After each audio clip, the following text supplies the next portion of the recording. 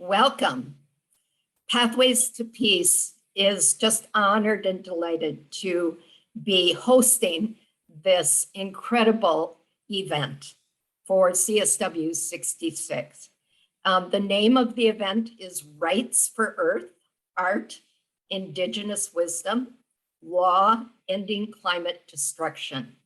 And the organizer for this event is Kimberly Weber, which she will be presenting, and she has a host of amazing guest presenters, including grandmother Flora DeMayo, Zilo Jade Rael, Patricia McCabe, who is Woman Stands Shining. And so in a moment, I'm going to turn it over to Kimberly. But first, I just want to spend a moment talking about Pathways to Peace. So my name is Hezekiah Gabriel. I am the Executive Director of Pathways to Peace. Pathways to Peace is an international, local, global, multicultural, intergenerational organization that works with the UN and beyond to bring peace to our world. That includes building a culture of peace, as well as projects and initiatives that, that bring a message of peace, as well as action to accomplish that peace. We are honored and delighted, as I said, to bring you this particular parallel event. Pathways to Peace has 11 parallel events at UN CSW66 this year. And so I'm going to turn it over to Kimberly. But first, I want to say that about Kimberly. I know she's going to introduce herself, and she has no idea what I'm going to say. So Kimberly, I believe Kimberly is a sacred artist and activist. She expresses her activism and her commitment to creating a new earth through beautiful pieces of art, sacred art.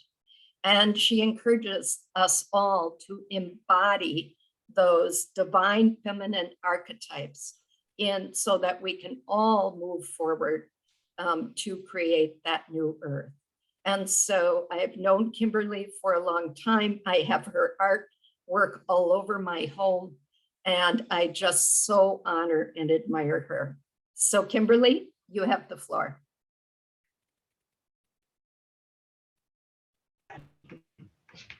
Thank you so much, Hezekiah, and thank you, Pathways to Peace. And thank you all for joining us here today. Can you see me, Tez? Yes. Okay, I can't see myself, so okay. Wonderful. Well, welcome everyone. Thank you so much for being here. It is such an honor and a privilege to be here with you all, and I'm so excited to hear what our guests have to say today and their sacred transmissions. And as Hezekiah said, the name for our event is Rights for Earth, Art, Indigenous Wisdom, and Law, Ending Climate Destruction. So we're going to dive deep today, and I'm so glad that you all are here, and welcome to all the people who will be watching this recording later on. So we're all here together in the time-space continuum. So the event is basically going to be an opening prayer by one of our honored guests, Grandmother Flora DeMayo, and then it will move into her presentation. And then it will go to Zilo Jade Rael, who I'm thrilled to introduce to you all. And she will speak, about her part of the event.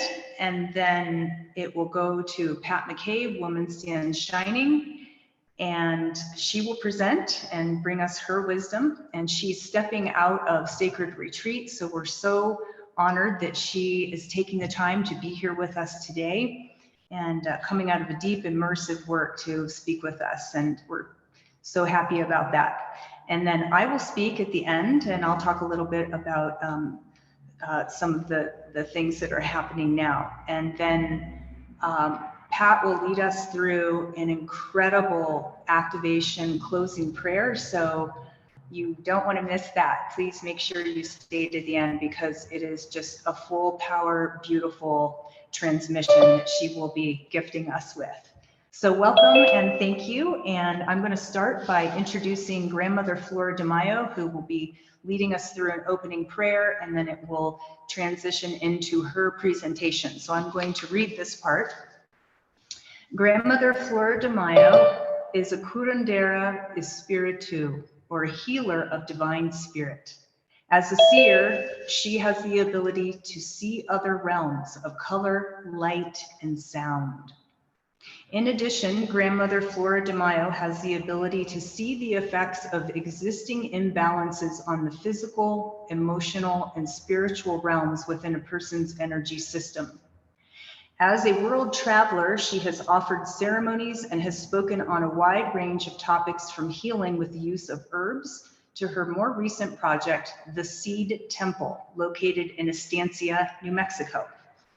Born under the sign of the seed, Flora de Mayo sees her role as a cosmic germinator through teaching, community, manifestation, and development. In recent years, Flora de Mayo has been working with seeds. Specifically, she sees her role as a caretaker of seeds through prayer. In 2012, Flora de Mayo received a vision during dialogue with Beloved Mother. In the vision, Flora de Mayo finds herself sitting in a rocking chair, rocking back and forth, and being guided to prepare seed bundles with prayer. The seed bundles are to be given to the parents of children being born today and those yet to be born in the future. So welcome, Grandmother. It is such an honor. Thank you so much for joining us today. Welcome.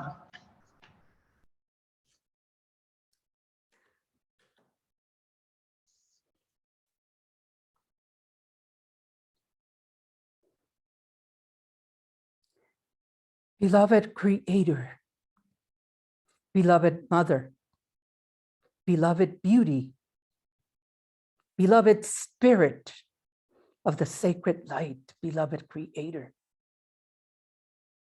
You are the heart of the heavens, beloved Beauty, the heart of the earth, beloved. I thank you on this very, very auspicious day, beloved Creator, that you have asked of me to sit here and speak, beloved Beauty. It is such an auspicious day on this sacred day, as we sit here and stand here around in a circle of light. This very, very precise moment, this very, very moment is known as Ish. Ish is the goddess, and the goddess Ish represents our balance between humans and the earth. Beloved Beauty, what a beautiful, beautiful day to come and speak on this beautiful day to honor all of life, this four sacred elements, beloved Creator, the spirit of the sacred waters, the spirit of the sacred wind, the spirit of the sacred fire, beloved Creator, the spirit of the earth. On this sacred day, beloved Creator, you have gathered us to remind us that we, as humans, men and women, cannot continue to live anymore if we do not bring ourselves into that place of absolute, absolute balance with nature.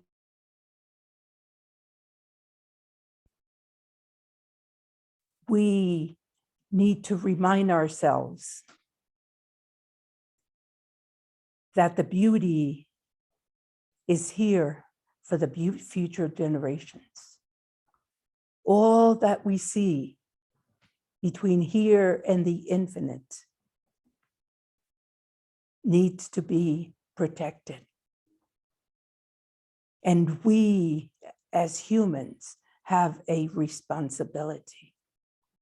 We are both male and female, carriers of human seeds. We're responsible for the future generations, beloved Creator. And on this beautiful, beautiful day, you remind us throughout the day, as we walk about doing our daily chores, and during the night, in the dream time, beloved Creator, you remind us that we are terrestrial children and celestial children, that we have the capacity to live and to do, to gain and to learn with all of nature, whether it's the nighttime or the daytime. Beloved Creator, you have touched all of our hearts. You have inspired us with the beauty around us, and you have reminded us that we need to come together to spread the spirit of prayers around the globe, to bring together the circles of prayer around the globe. Because at this very, very moment right now, humanity is at a crossroads. And we have to be dependent on our actions, on our prayers and our actions. We can't be laid back anymore. We can't wait for somebody else to do what we're supposed to be doing. We're reminded that every second counts. We're reminded that we are children of the four directions. We're reminded that we, as the children of the earth, beloved Creator, we have a responsibility. Our responsibility, beloved Creator,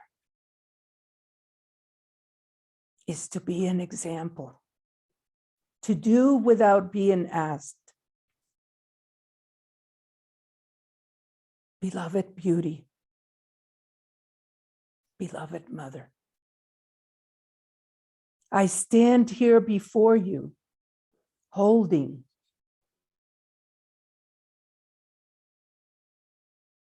because I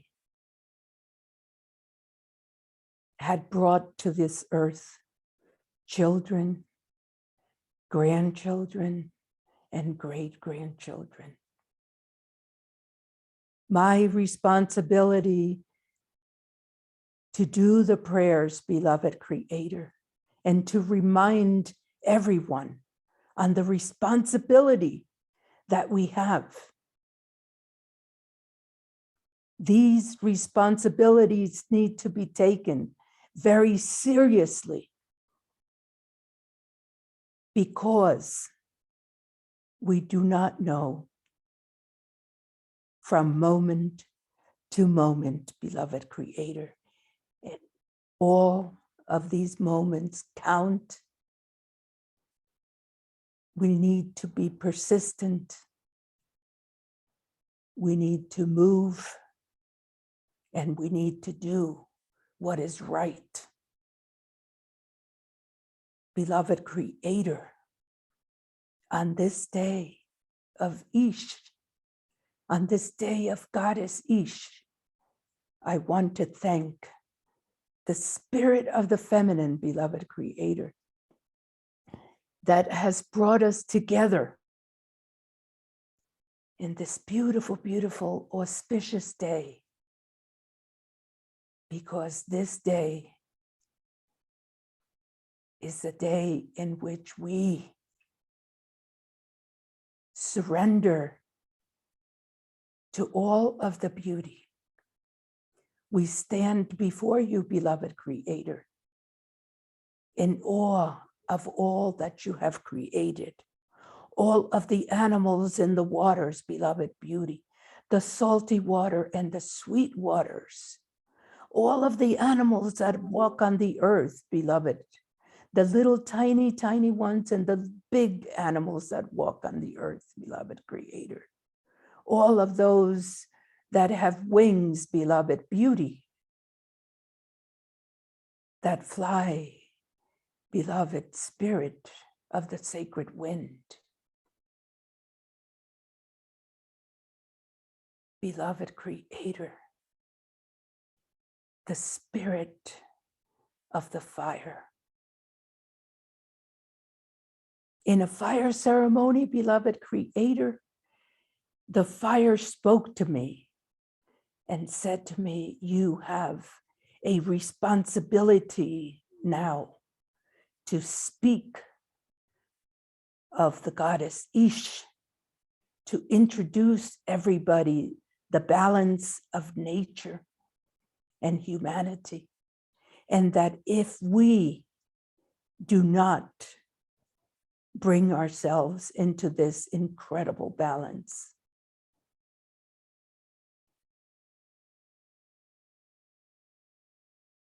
there are consequences. And so my prayers go out to each and every one of you to look in your heart and to feel, to see the wonder of nature and how beautiful it is. And what a great honor for us to be here on the earth, but most of all, to protect it at this moment, to fight for it, for us to become the warriors of the light, to move about into the daytime and into the nighttime, protecting all that we can protect. From the great jungles, beloved Creator, to the great forest, beloved beauty, to the great mountains, beloved Spirit of the sacred light, the valleys, the streams, beloved Creator, all that you have given us.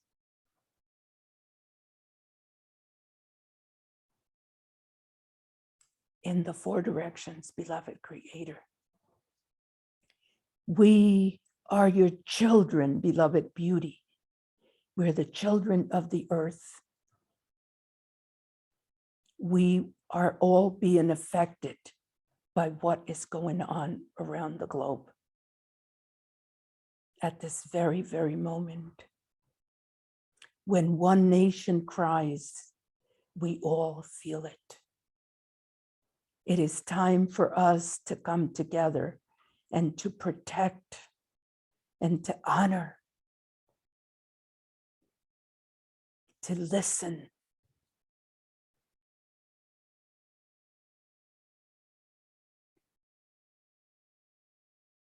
and to have the dreams for the future generations.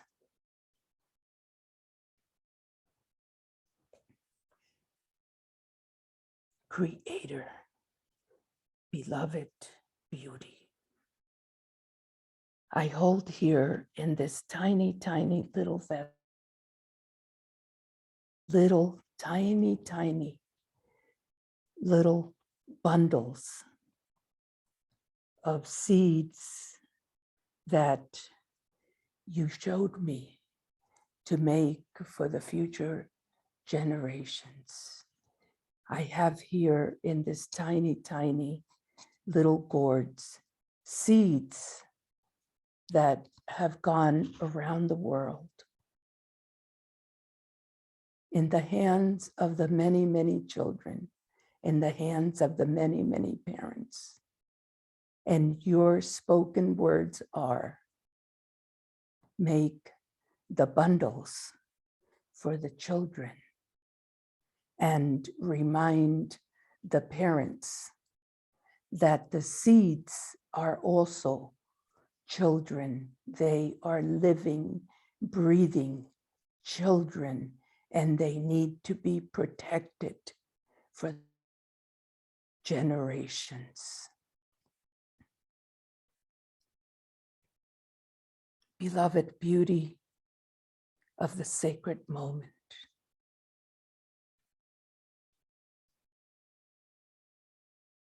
Thank you. I thank you for giving me the opportunity to sit here before you, to call upon you, to be here with us, to come through those beautiful doors of dimension, to touch each and every one of us. Awaken our hearts, beloved Mother, so that we, each and every one of us, can do our part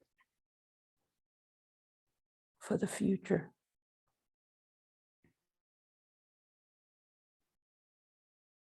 On this sacred day, beloved Creator, the spirit of all of our ancestors, of all of the ancestors of all of the lands around the globe,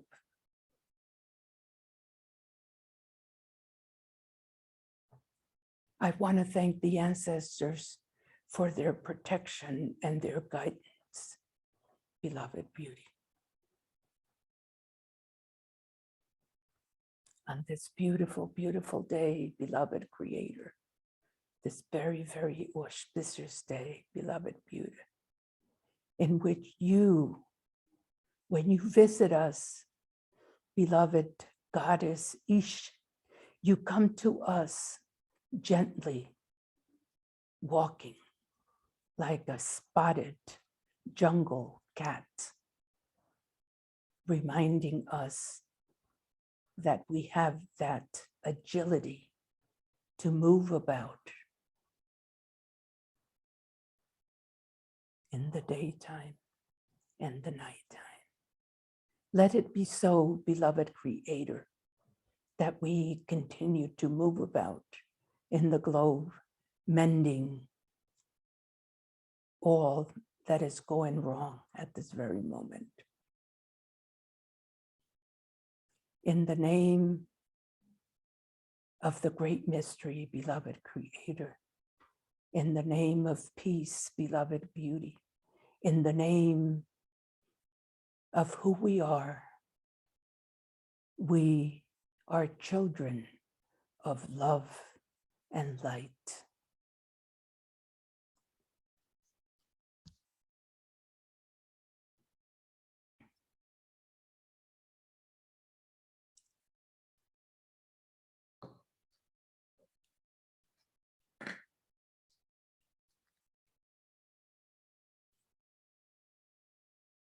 Thank you. I would like to say to each and every one of you that it is such a great honor for me to be here with you today. When I close my eyes and I go into prayer,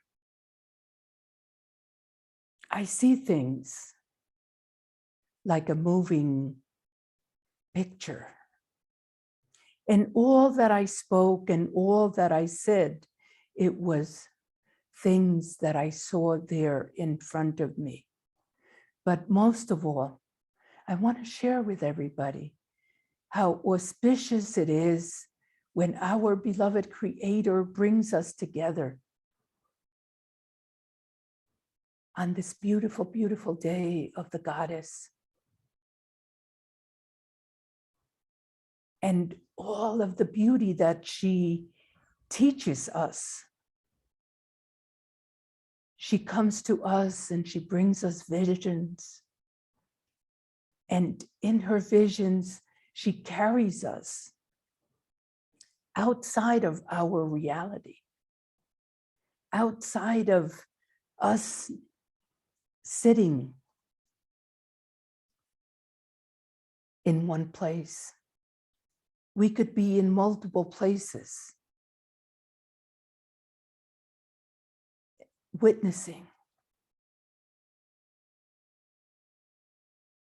These visions and these dreams come to each and every one of us in so many different ways. But one of the things that we talk about is how our ancestors have left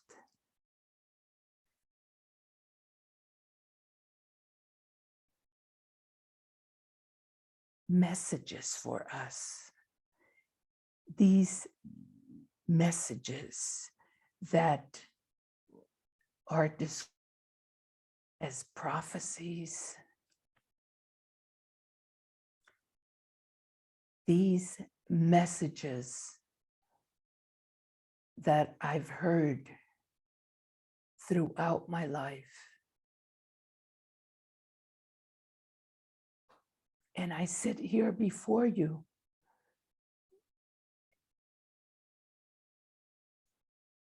and I have witnessed so much in my life. I did not understand how the prophecy moves in such a way that it awakens us in the middle of the night. It awakens us during the day, because it seems that as humans, there is so much that is going on around the globe that it's very, very difficult. And I did not understand that when I was young and I was told that these things were going to happen. And when my beloved mother spoke to me and showed me the future of humanity, I remember that it was such a foreign concept. I could not believe, nor could I understand. But we are now here, living, breathing these prophecies. The destruction of the earth, the contamination of the sacred elements, the disrespect to human life, the suffering, the hunger, the pain, the cries.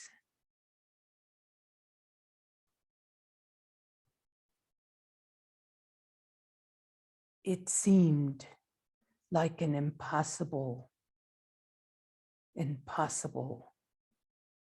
thing. But here we are at this very, very moment of the year 2022. And so much has come to be. So much that it seems absolutely impossible.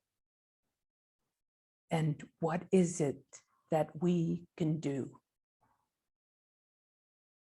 In my prayers every day, I cry and I pray and I speak to my beloved Creator, asking, what can I do? And every night between the hours of 2 and 5 o'clock in the morning, I journey out of my physical body and I travel throughout the globe, bringing light to the hungry, bringing light to the abandoned, bringing light to those that are suffering, bringing light to those that are leaving their physical body.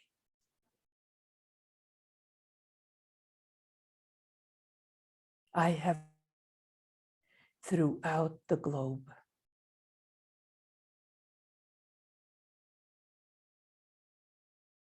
And I encourage each and every one of you to become warriors of the light. And what this means is that we have the capacity,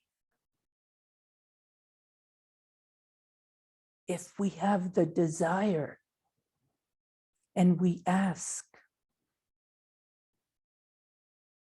our beloved Creator, the spirit of our ancestors, to guide us and to take us into places where we are needed. As human beings, we have the capacity to move the light from the heavens and to bring it to those in need. The light has the capacity to nourish, to nurture, to protect.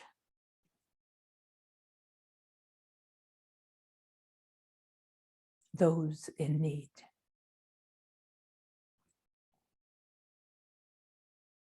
Let's envision ourselves sitting wherever we are, laying down wherever we are, allowing ourselves to surrender, to ask our beloved Creator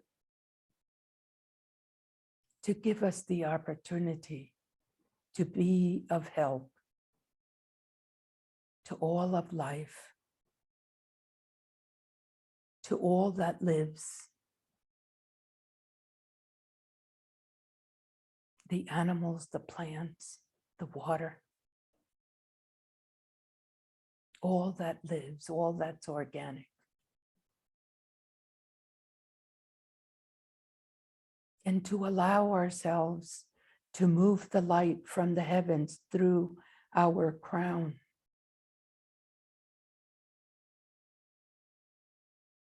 At the same time, feeling the light of the earth moving through our feet.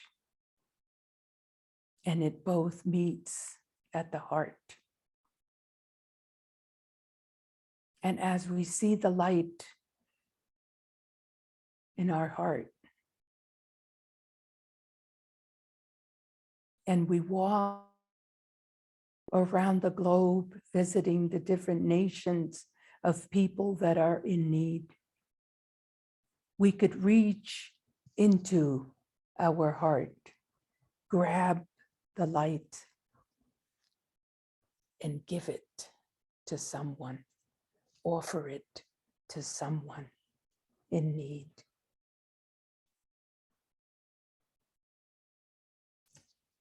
Many of us need to be reintroduced to hope, re-nurtured,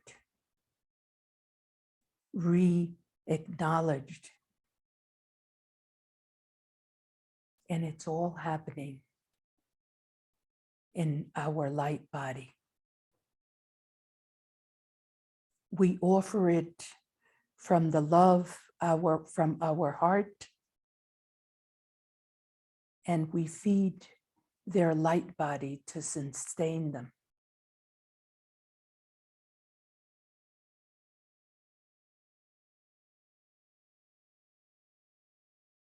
And I invite you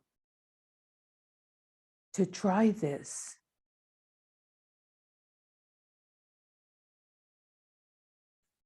Whether it's during the day or you might wake up during the night to say your prayers.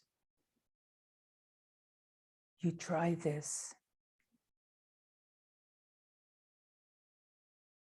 And before you know it, you ask to come back to the safe place where you have come from, your place of meditation, wherever you are. And when we come back, we go into that place of gratitude and we thank our beloved Creator for allowing us to be one with all of, and to be able to help, to become a warrior of the light.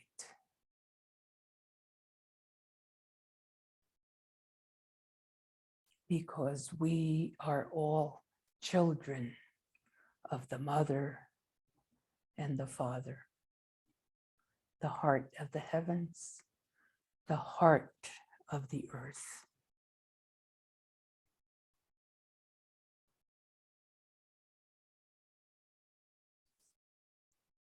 We're taking a couple of minutes to be quiet,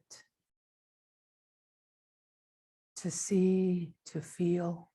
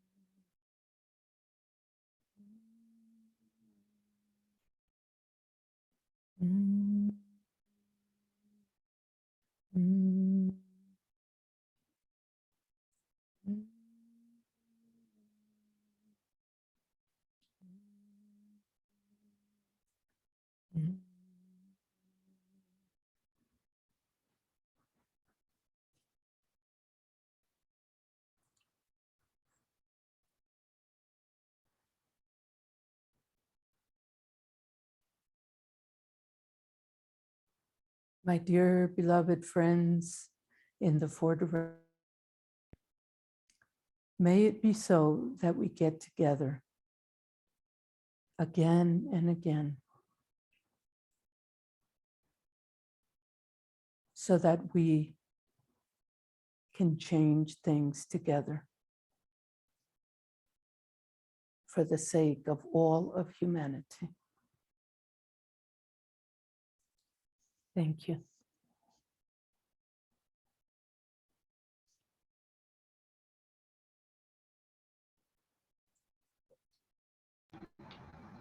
Thank you so much, Grandmother. Thank you for your beautiful opening prayer and your pure heart and your beautiful, clear wisdom. Thank you for joining us. Thank you for leading us into this gathering at this auspicious, as you say, time. Wow, what a time to be alive. Thank you so much. Thank you. So now we are going to, I'm going to introduce a beautiful young lady named Zilo Jade Brielle. And the name of her presentation today is Into the Indigenous Youth Perspective, the Detriments of the Murdered and Missing Indigenous Women Frequencies. And I'm so honored to introduce my friend and beautiful young lady. And here is her bio. Zilo Jade is a tribal member of Picaris Pueblo and a first-year undergraduate student at the University of California, Los Angeles. She's majoring in human biology and society. Zilo Jade's goals are to educate Indigenous youth on the importance of their voices and to educate others on the connections between mental wellness and creative expression. So welcome, Jade. I'm so happy you're here and I can't wait to hear what you have to say. Thank you so much for the wonderful introduction. Just like to thank you all for, sharing space with you all. And, for the audience here today, it is amazing to be here in front of you. And I just thank you for, spending some time with us and learning some things. Today, I guess I'd like to talk to you about what future, is coming through with the recent climate change issues, and of course now with the whole Ukraine, situation. But first, I guess I'd kind of like to go into a little bit of a story, and it comes from my perspective, again, as an Indigenous youth and my experiences going through middle school and high school through an all-Indigenous boarding school, originally meant to assimilate and destroy Indigenous culture, but then was, reclaimed to help and recultivate our cultures in New Mexico. So when I was younger, probably about, age 12, I would say, I came into the Santa Fe Indian School with the knowledge that, as a young Indigenous person, it was my job to, I guess, save, you could say, my tribe, being that Picaris Pueblo is one of the youngest, or not youngest, the smallest Indigenous tribes of New Mexico. And the fact that when I went to the Santa Fe Indian School, I was the only person from my tribe there, while everyone else was from, various tribes from New Mexico, or even outside of New Mexico, from the more southern states. And I was told often that the future comes from our youth, and that as the youth of, these tribes, it was important for us to be aware of that importance. And that if youth were happy and healthy, then the Indigenous culture would have a bright future. But if that youth were fearful and unwell, or afraid of the new changes between, the Indigenous world and the Western world as we know it today, that our future as Indigenous people would become unstable or even unpredictable in that sense of how, we would survive. Almost, similar to this, I think about often how people from my generation, respond to the climate change issues, and how the climate often responds to, our human endeavors, I would say. And when I was younger, I guess I didn't really understand what that meant, because I never felt really anything as powerful. And I only thought, like, I don't know, I'm 12. What can I do to influence adults who, only see me as that age? And even now, as I speak as an 18-year-old going my first year in college, I know there's much I need to understand about myself and who I want to be for my mother, for my father, and the rest of the people that I love. But today, I guess I'm here to encourage you to include your youth in your daily lives and your daily teachings and your projects meant to support your people. Just like Kimberly has done for me here today, and empowering me to speak up about the continuous robbery of my sisters and aunties and mothers, about the unfortunate effects of the missing and murdered Indigenous women's movement, and through the works that she's created. She has taught me how I might help in educating others and make sure that those women are never forgotten, even as I assumed, you know, in my age, that I might not be able to do that, or that I may be powerless, you know, to representing those people. But I'm here to say that, you know, everyone here today has like an indefinite influence of what you can do in your own communities. And I don't know, even as you're here to listen to me and to the other presenters today, I would like to tell you that you are nurturing our future. And I hope that through our interaction, both of us may benefit from one another, because, you know, together we learn as a collective and, you know, change a little bit of the issues around us. But as youth, you know, we don't really know the value of our voices and are often really shy to become entirely ourselves. That was the case when I met Kimberly as a, I don't know, high school student, and I was entirely afraid of what I can do, and also kind of unaware, I guess, of myself as a person. But as youth, we need active leaders to show us the way, and we need individuals who can kind of demonstrate the power of, you know, our collective community, because often, you know, community is the main source of how we come to fix these issues. But I don't know, how good are we on time?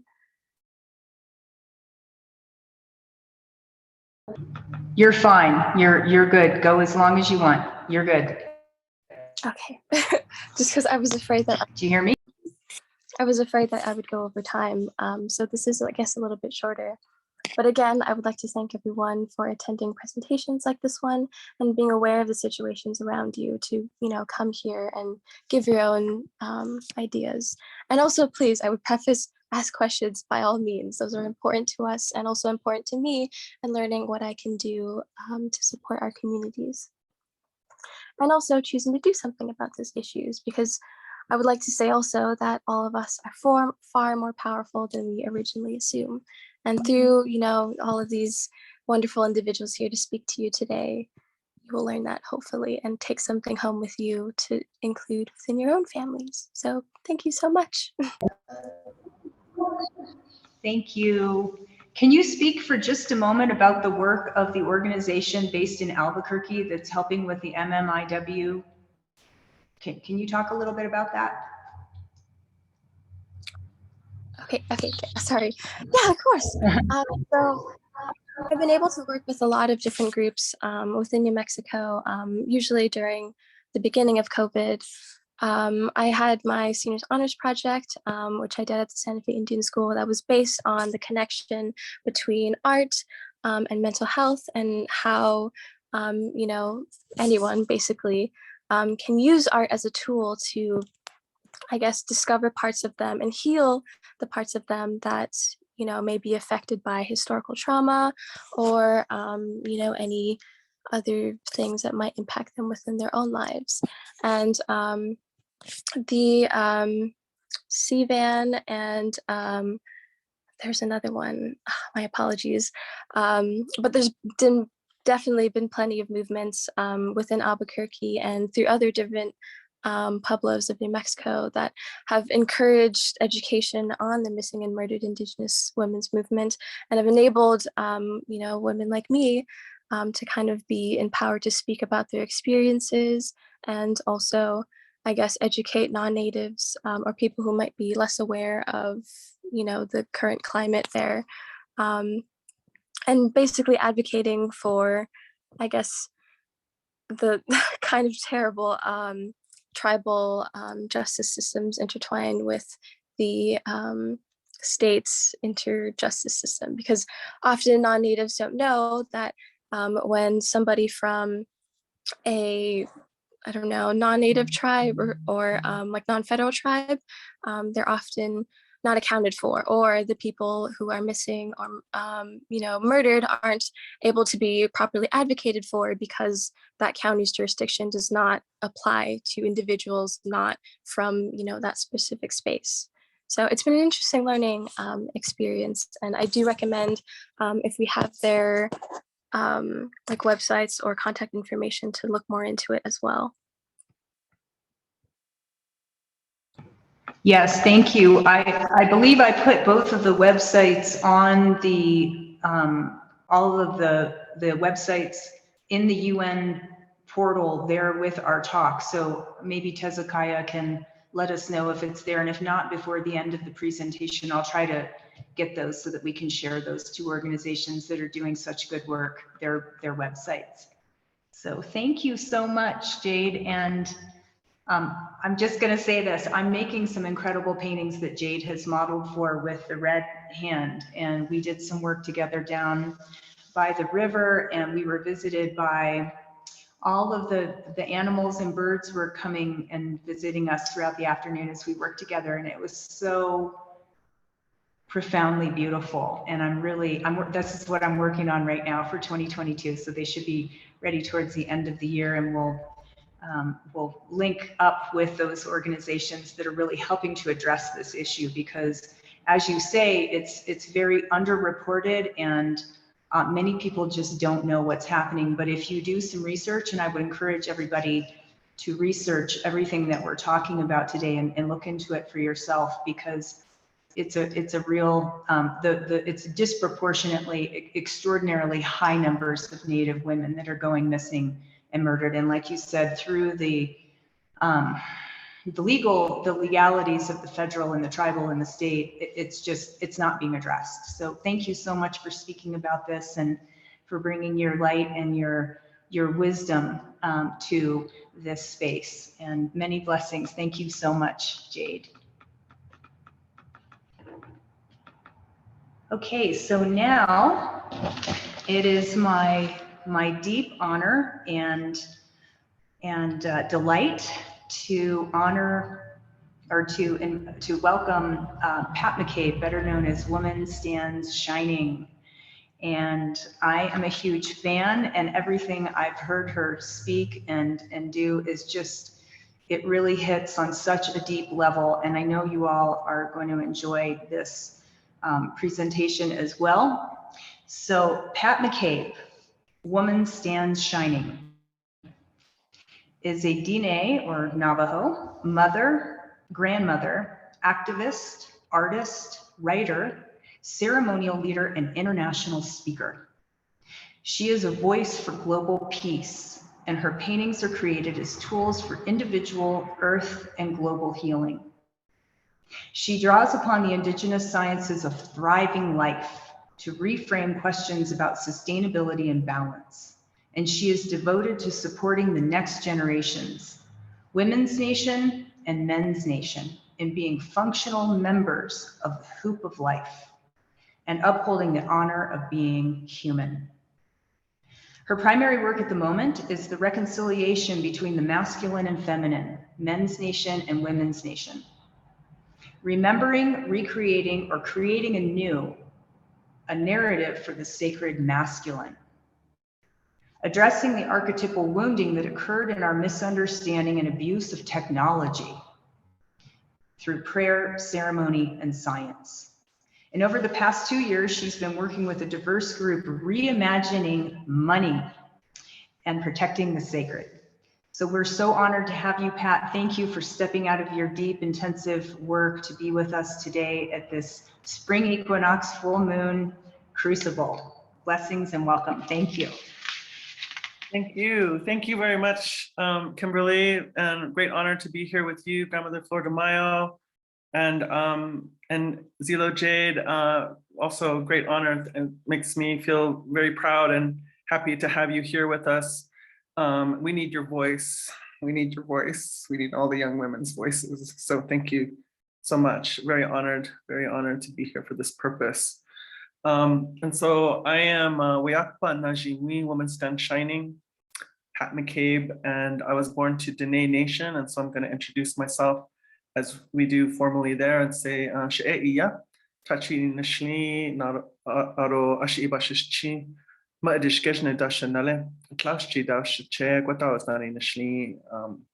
So I'm telling you about my clans.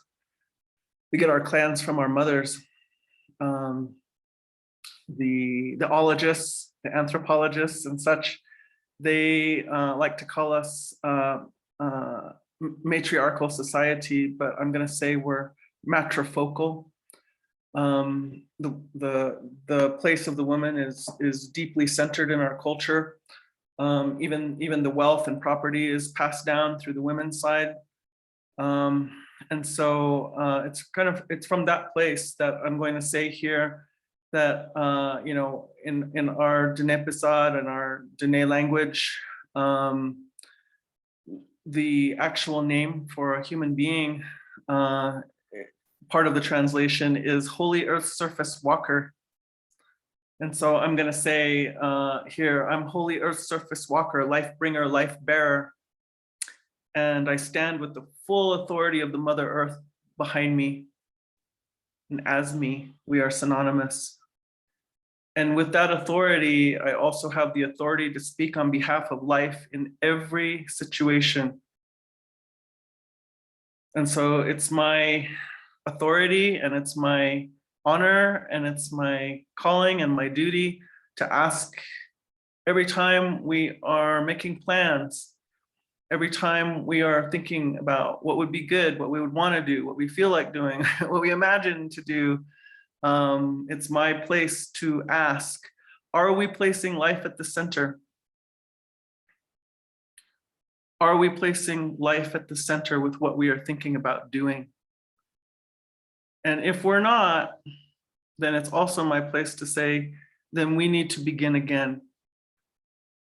We must begin again, and maybe we can't do what we're imagining. Maybe we can't do what we're thinking about doing if we can't find a way to place life at the center.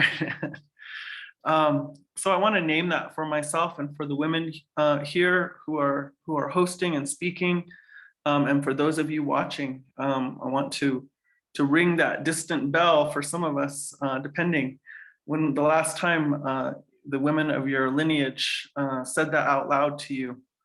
But I want to say it out loud to us here.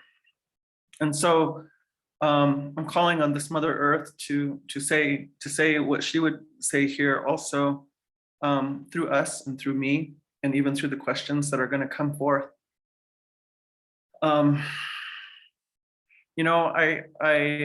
was saying open about what I wanted to speak about, and actually, Zilo Jade, you kind of inspired me to say a few words further about this place of the woman here. So one thing that I often say in my talks, because I say I don't show up for these talks to be a cultural show and tell, to be a curiosity, to be something exotic for people to observe. That wouldn't be worth it for me to come and do these things. But the reason that I do come is because I say, if sustainability is the highest and most sought after technology on the planet, who should we be talking to? Who should we really be talking to about such a science? And I say we should be talking to those peoples who've known how to live in one place for an extended period of time, 1,000 years, 5,000 years, 10,000 years, 20,000 years, in one place, in relative health, harmony, and happiness. And so we call those people, we have a word for them, we call them indigenous.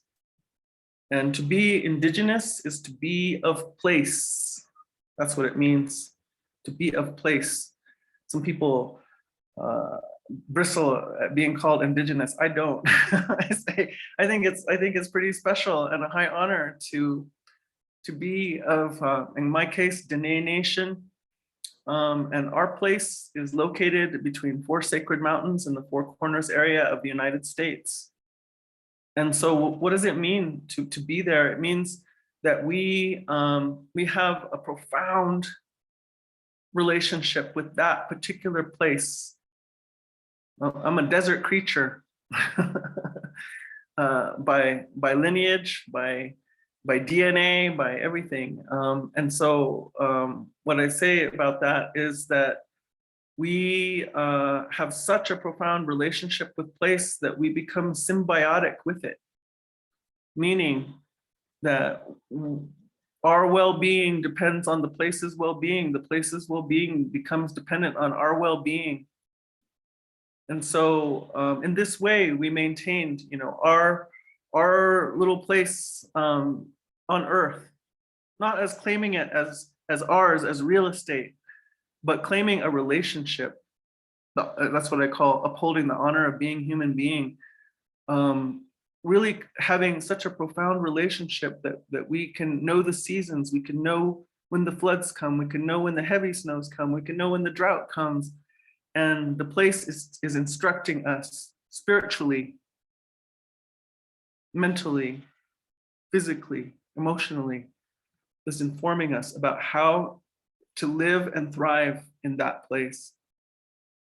Also gives us instruction about how we cause that place to thrive, not only for the five-fingered ones, right? But for the flying ones, the swimming ones, creepy crawly ones, four-legged ones. And so in this profound relationship that, by the way, it cannot be built with intellect alone. Not a chance. There is no way to have that depth of true sustainability, of true relationship with this Mother Earth through intellect only. I always say, try having a romance with intellect only and see how much fun it is. See how far you get. And so it's the same in our relationship with this Mother Earth. We have to open up our whole being in order to be able to perceive all of the instruction, to be able to perceive all of the cycles of what takes place in these areas. So on this continent, we had all these different peoples who, again, they weren't necessarily saying this is mine and my real estate. They were saying, look, we have learned how to be with this part of this Mother Earth. And then we look at our neighbors and they say, wow, look how they do it over there. So we didn't challenge them on it. We didn't say, hey, you're doing it wrong. We say, no, we trust them to know how to take care of their part too. And then the next part, and the next part, and the next part. So that's one way that I look at being Indigenous. Another thing I say about it is that, culture isn't a human construct. Culture is the Mother Earth expressing herself as human being in any given place. Culture is not a human construct.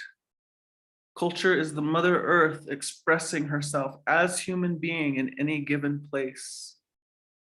So even this jewelry that I'm wearing here, this comes from relationship to this particular place. Our clothing comes from that place. Our adornment comes from that place. The way we make designs on our jewelry comes from looking at what's taking place around us in that area. This is hummingbird, huh? Probably guess what this one is, right? And those storms in my part of the world are really fierce. So we're thinking about it. We're thinking about all those lightning strikes, huh, to come down to the earth.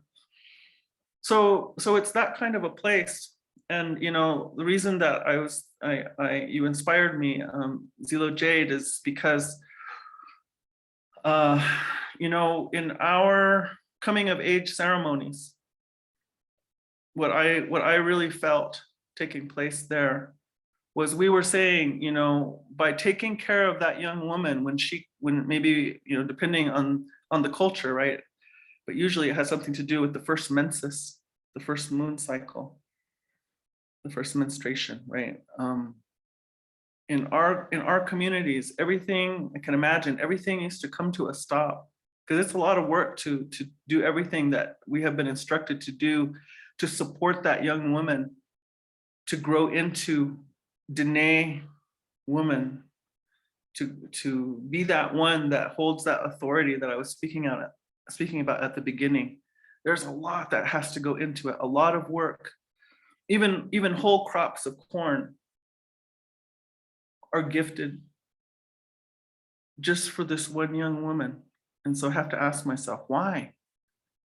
Why is she so important? There are lots of reasons, but let's just look at this part of it. Because she's going to bear the future generations of Dene. What does that mean? That means that the Dene people are going to continue on. What does that mean? That means that this profound relationship between the human beings and this one part of the Mother Earth is going to continue to flourish and thrive. And not only our relationship with Earth in a horizontal way, but also in a vertical way. So this Mother Earth has relationship not only to us and everything on her surface, but she has a deep relationship with the cosmos as well. And so these peoples, in this case, Dene people, we have a certain way of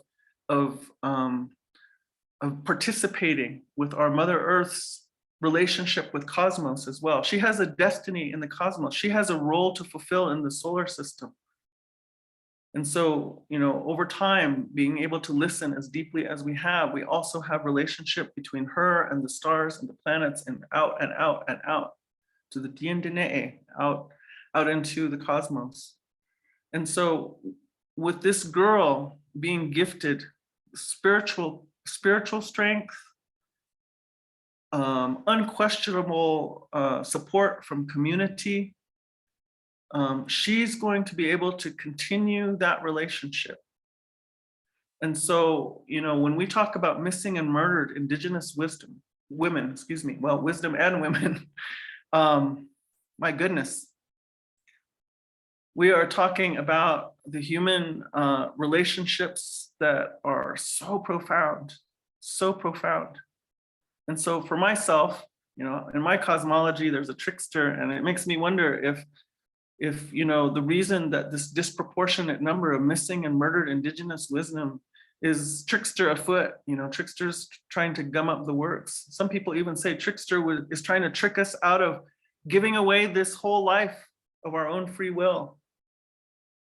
So one way that we begin to really break down the fabric of human contribution to life, one way we begin to break down upholding the honor of being human being, and this is black, red, yellow, white,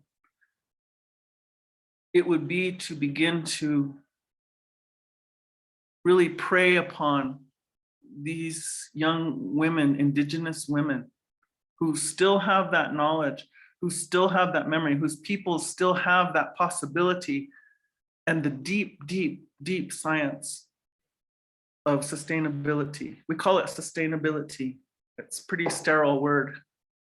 I call it mad love affair. Mad love affair with this Mother Earth. So this is this matter of missing and murdered Indigenous women should be a concern to all of us. To undermine that authority of the life bringer to speak on behalf of life. This should be a concern for all of the human beings.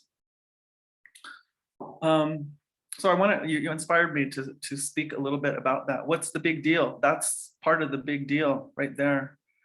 But also Kimberly asked me to speak about something too, and it's related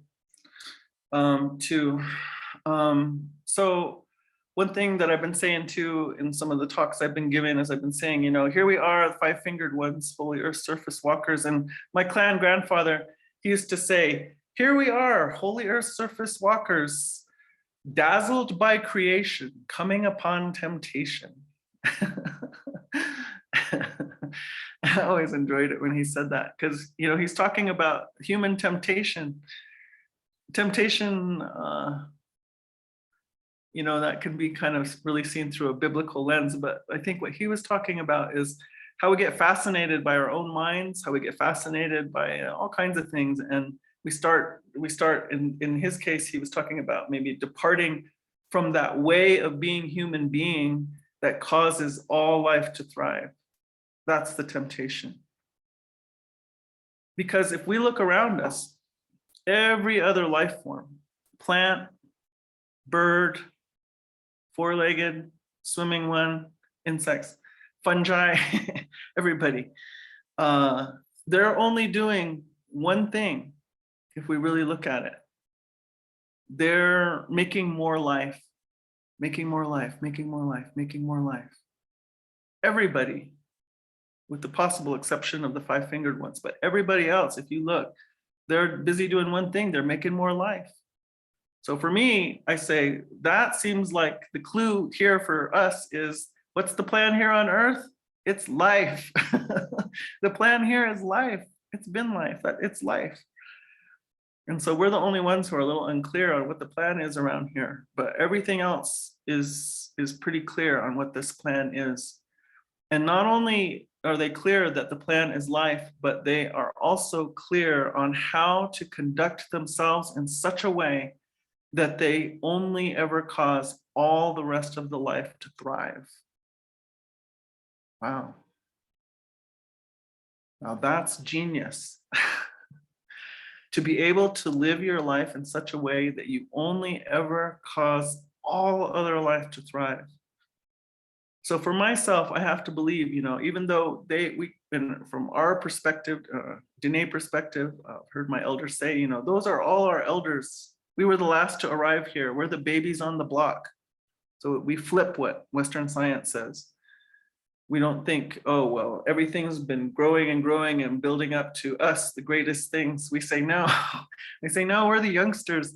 And what we really need to pay attention to is what all these elders who know how to conduct themselves and conduct their lives in that way, so that we can learn how to do that also.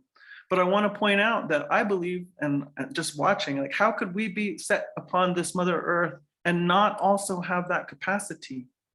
So this is a prayer that I carry every day. How do I be that human being that causes all other life to thrive? How can I be that? There has to be a way for me to do that. So going back to my clan grandfather talking about, here we are, holy earth surface walkers, dazzled by creation, coming upon temptation. So what I witness in modern world right now is I witness that a lot of human beings, we have some shame about being human beings. I hear people say, oh, look, if we weren't here, everything would be great. Earth would be great. We're kind of just like a plague upon the earth. We have we don't have any honor, And so I want to say a few words about that. My daughter, my amazing, beautiful daughter, Lila June Johnston, maybe some of you might know her who will watch this, because she also speaks about many things in many places. But she's been getting her PhD in traditional land management practices. And she said this thing to me that really, really touched me. She was talking about how, this idea that everything we touch, we ruin on the earth. But she is looking at how scientifically, when they drill these to get core samples out of the earth, which is a little problematic for indigenous traditional people. But anyway, they're already doing it. And so if it's questionable to just drill deep holes into this body of this Mother Earth just because we're curious. That's what I mean by that.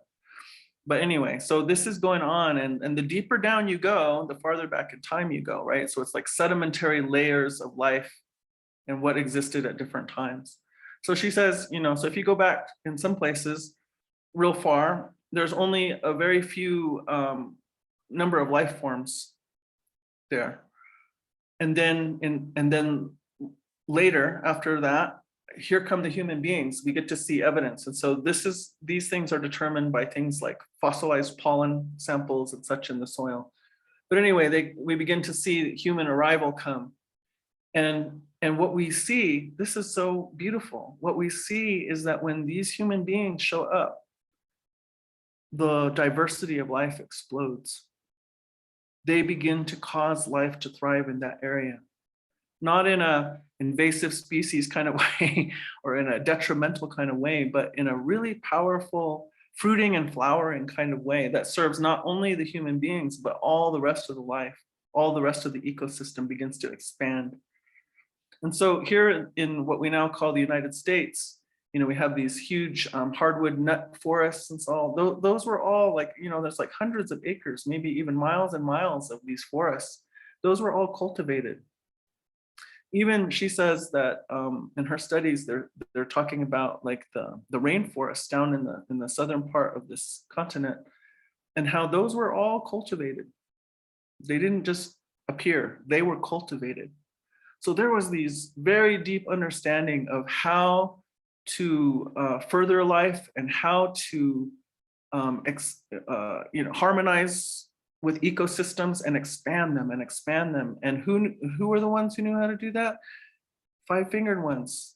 They knew how to do that. And so that's what was going on all up and down this continent. And I imagine it was happening in other continents at other times, but this is what her study is showing.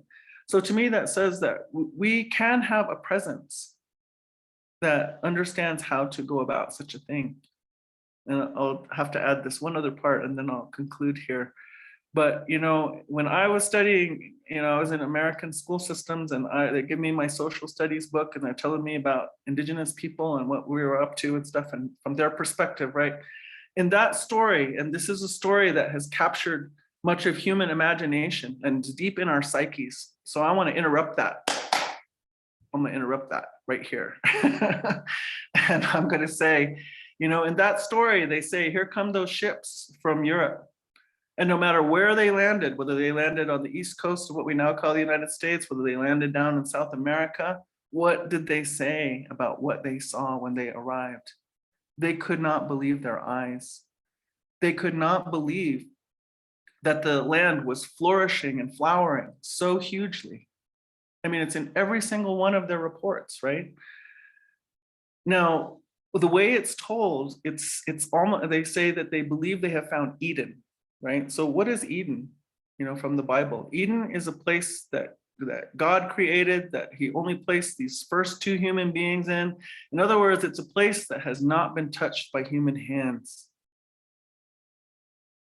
And so I want us to think about that for a moment, because the truth is, you know, there were millions of people on this continent, millions.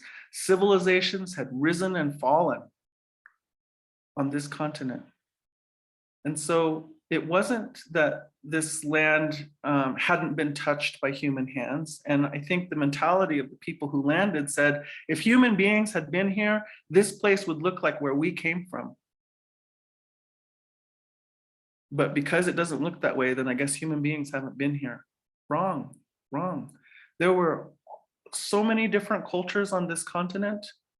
They spoke unintelligible languages. They had different cosmologies. So not only did they have scientific practices for land management that caused this whole continent to flourish, but they also had social technologies that kept, you know, them from ending up in, you know, world war like we have.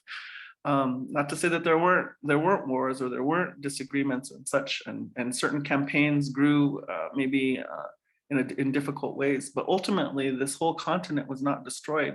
And I always say, it's not because Indigenous people were too primitive to know any better than to impose their will on the land in such a way that they would destroy it. It wasn't because we weren't intelligent enough to do that. It wasn't because we weren't intelligent enough to build weapons of mass destruction. We have the intelligence. Look at where Indigenous peoples are in every field at this time. Of course we had the intelligence, but we had another operating principle, which is that we had to watch that temptation.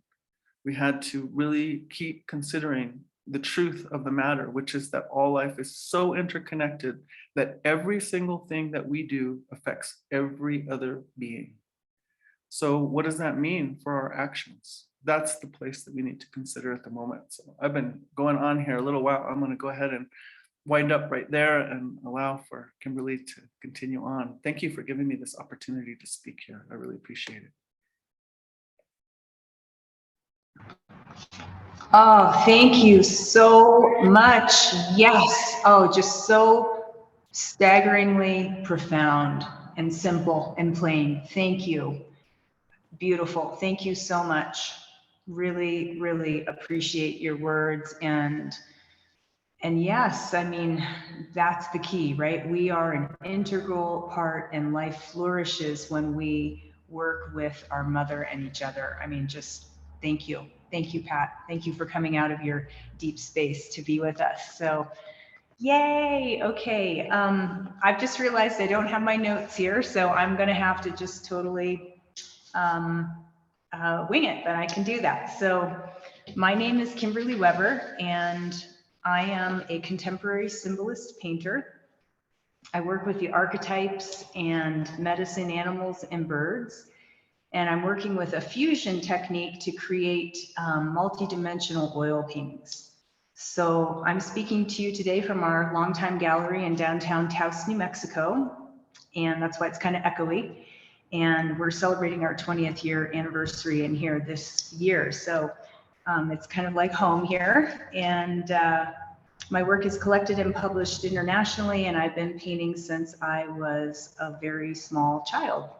So my work is designed to uplift and empower humanity and the planet and the unified field as we step into our divinity and remember who we are.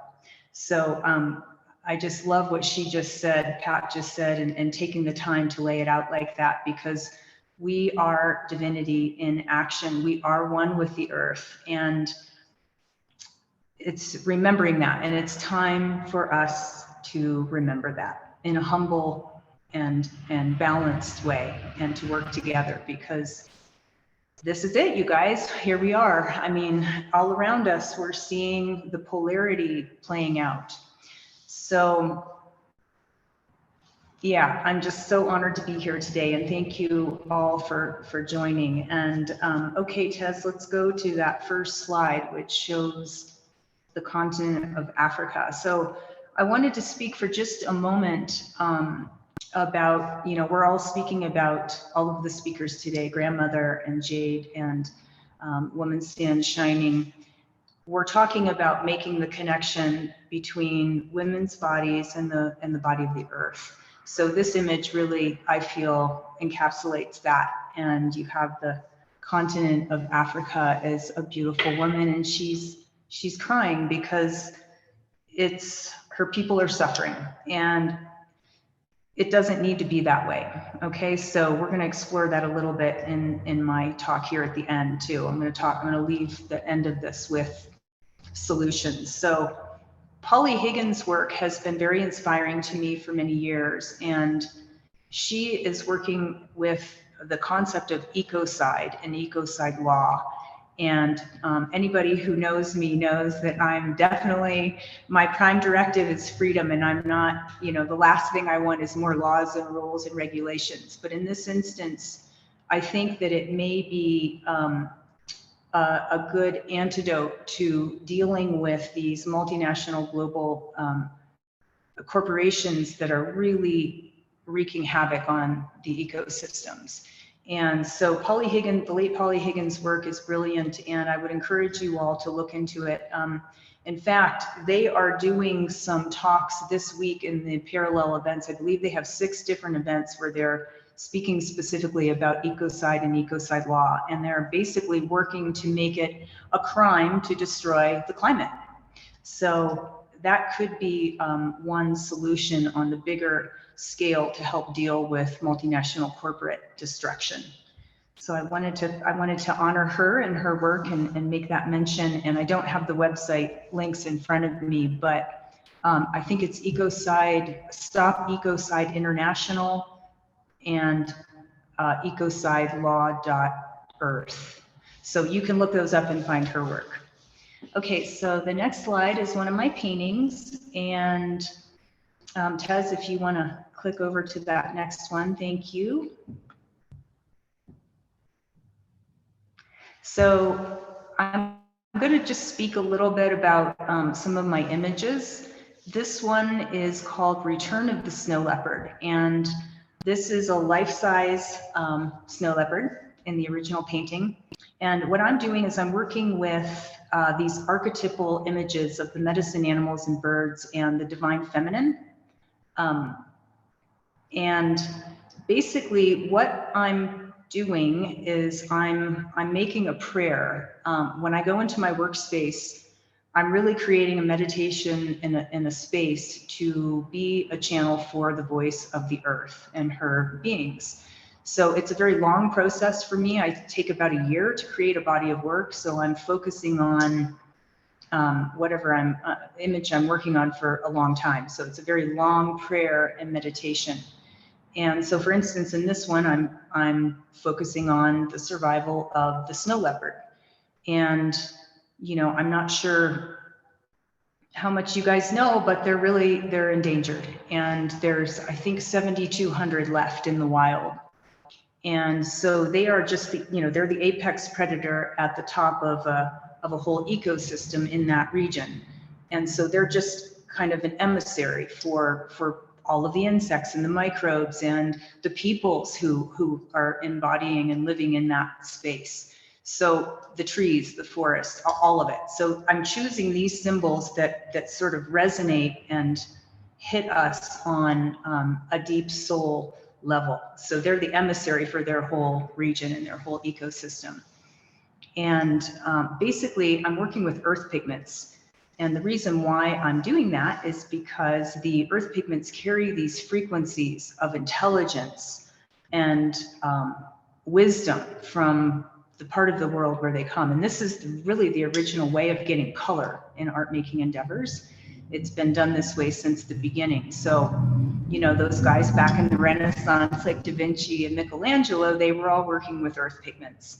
And, further back, the Egyptians on the papyrus scrolls, and the Chinese with the rice paper and the silk scrolls, and way back, to the Lascaux cave paintings in France. That's 25,000 years ago, indigenous and tribal people in that region painting with the pure pigments in the caves. So it's the original way of getting color. It's nothing new that I'm doing here. It's just that people have forgotten and are now, buying tubes of plastic acrylic paint. But I like the pigments because they bring the frequency of the earth. So it's a fusion technique that I'm doing. And yes, I'm just basically populating. This is my prayer. I'm populating the unified field with these images of hope and beauty, and they're multidimensional. That frequency is coming across even here just with the digital image. So each of these images, I've connected a charity to them, and this one is the Leopardtrust.org. And these guys, I've supported them for many years. I've really taken the time to vet these charities. They're helping the animals in the wild, and they help the animals in the wild by helping and empowering the people who live in the communities where these animals are. So, the snow leopards, of course, live in the ultra high mountain regions in places like Pakistan and Afghanistan. So basically, these guys, the Leopardtrust.org, they have gone in and through community education and community work helped to empower the people in the community to understand that these animals are important. And of course, this was known, for forever. It's only recent that we've gotten into this idea of poaching, right? Or killing some of the last remaining animals for their fur and their body parts. But it's like, why would people feel compelled to do that? And they feel compelled to do that because they're starving, because they're hungry, because they need to feed their family. So this is desperation, right? So it comes back to money. And I'm hoping maybe in the Q&A that we can talk with Pat a little bit more about what she's doing around money, because this is really what it boils down to, in my opinion, is this concept of scarcity and lack, this overlay that's happening right now, and the reality of the situation here on Earth, and what the mother shows us again and again and again is abundance, right? So basically, Snow Leopard Trust helps the people who were poaching because they know how to track these animals, they know where their movements are, and they engage them and pay them to set up camera traps, which essentially, they're able to monitor them and take pictures and do the research. And the people who felt before like they needed to kill these animals are given a living wage. And it's brilliant, right? This is the solution, helping people to reconnect to their ancestry. These animals were seen as, these mythical creatures, and were seen as, demigods and goddesses. So helping to reestablish those connections and giving people a way to make a living. I love it. So snowleopardtrust.org, please check them out. Okay, so next slide, please. Okay, so, and I'm not going to spend that long on each one, you guys, just so you know. I just wanted to kind of lay that out. So this one is called a sitba, and she's a smaller piece. This one, again, has all of the earth pigments from all around the planet. A lot of these are just straight up, you know, earth, like raw sienna and umber, and a lot of them are Italian. This has the pure gold leaf, and the eyes of the cat, of the tiger here, are malachite and lapis, very sheer, lots of layers in these. So they work with light, you know, up to 100 layers per piece. But here in this one, I'm basically just trying to show how the cat and the woman are one, right? So they're merged. She's got the same colors as the tiger, and they're one. So again, reinforcing that that idea that woman and earth and the creatures are one. And the other thing is too, this opens, right? This is like phantasmagorical. This opens our imagination and our minds. And, you know, there's this whole compression happening right now down into these little two-dimensional screens. So we don't want to do that. We want to move in the opposite direction and open up life and open up possibility. This charity is called panthera.org, and they work with all of the big cats. I would encourage you to check them out. They have a division specifically for the tigers, and another division for the leopards, and another for the lions and the ocelots. And so, yeah, check out panthera.org, please, and support their good work. Okay, next one. Thank you. All right, this one is also quite large. She is 6 feet tall, and to me, she is a very primordial being from antiquity.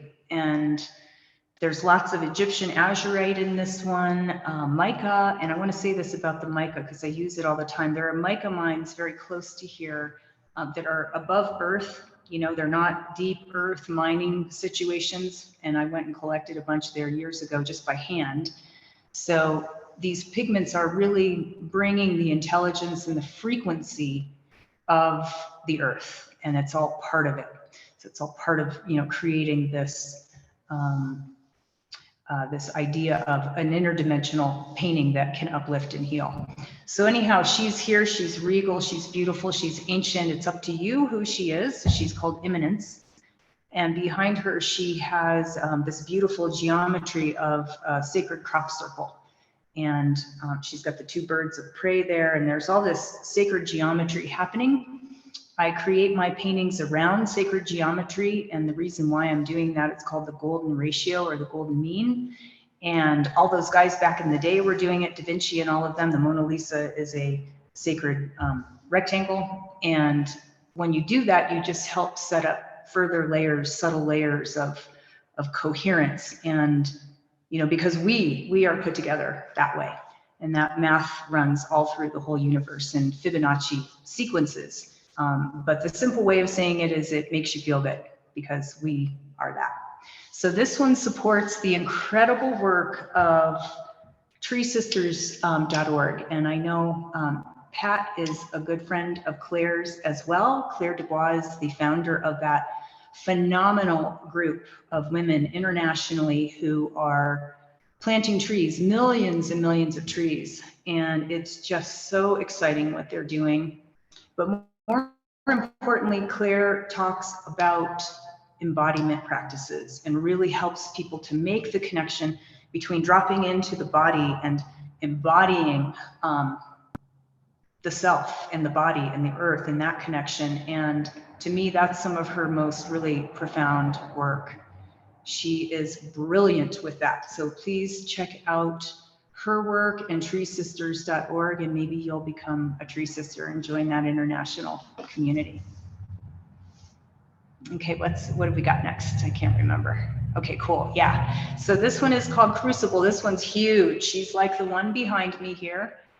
She's actually right over there. I can't move my camera and show you, but she is 8 by 6 feet tall. And this one is called Crucible, which is where it feels like we are right now to me. And Yeah, so she's very intense. She's very dimensional. When you're with her in the room, the sphere is kind of coming out like this. Lots and lots of pigments and layers in this one. The eyes of the Jaguar have a beautiful, very rare Mayan powdered turquoise that was given to me by an alchemist friend of mine, he and his wife. Like my work, and we trade art for really rare pigments. So that's what that is. And this, can you go back? Yeah, this one benefits the blackjaguar.org, which there should be a little hyphen in there, but you guys can look them up too.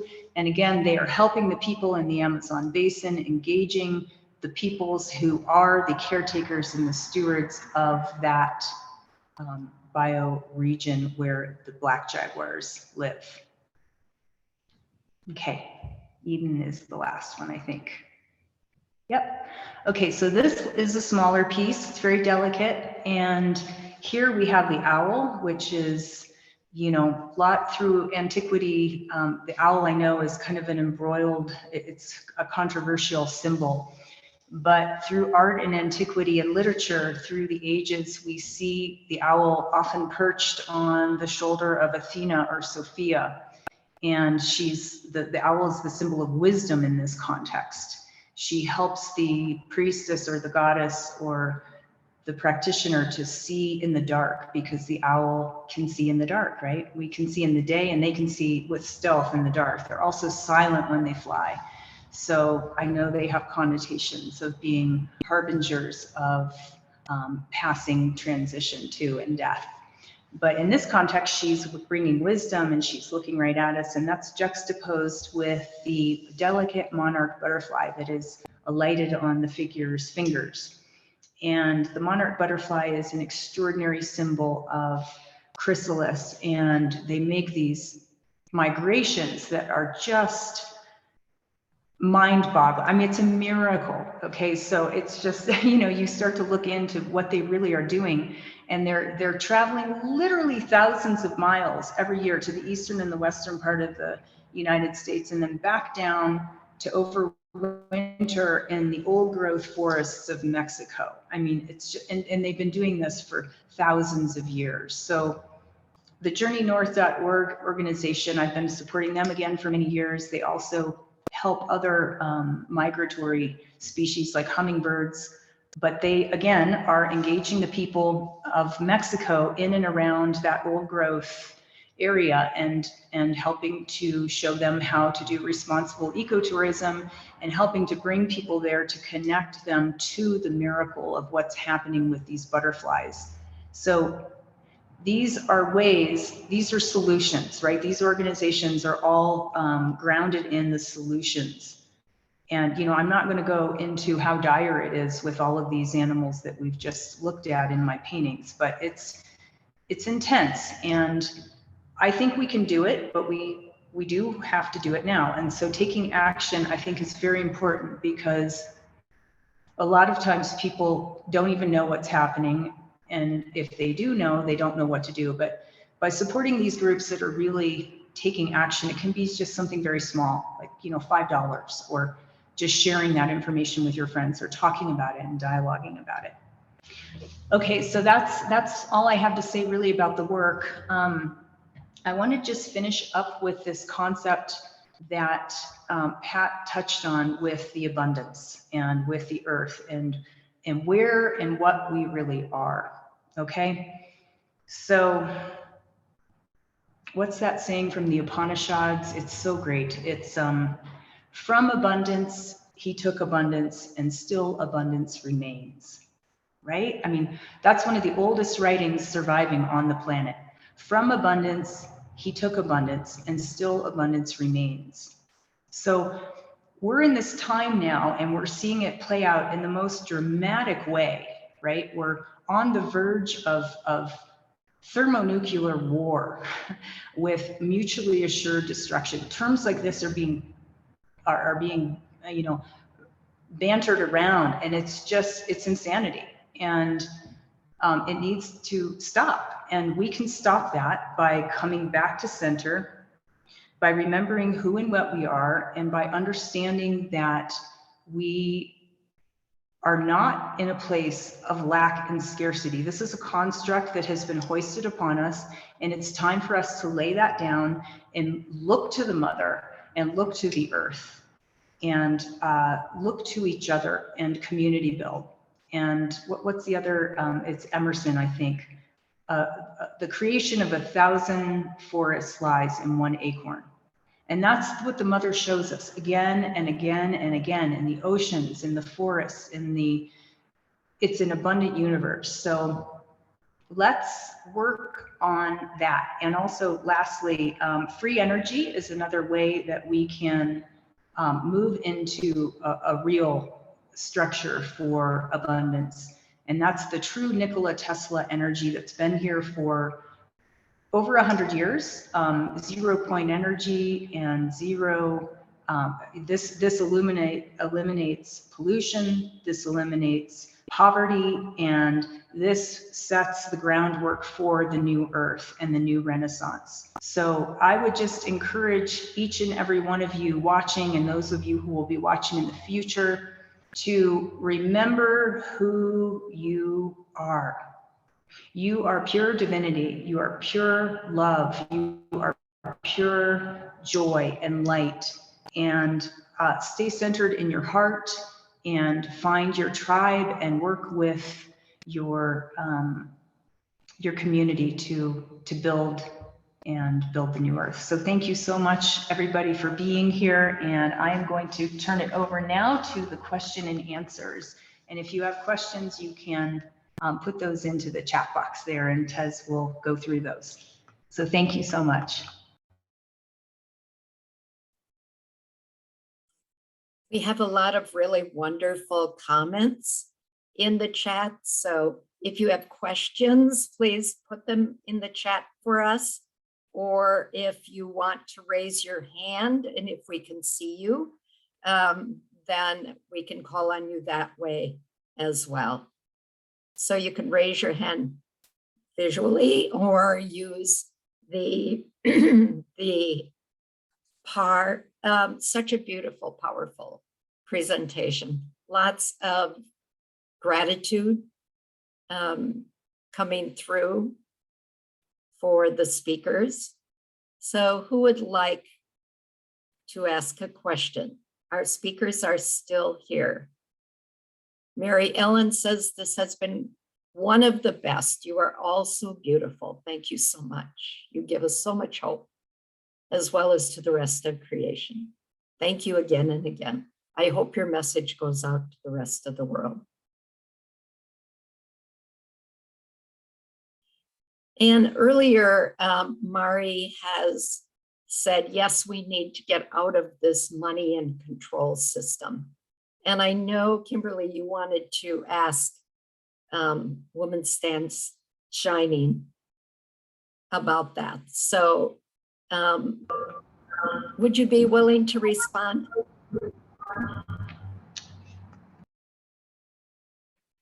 Woman Stands, there she is.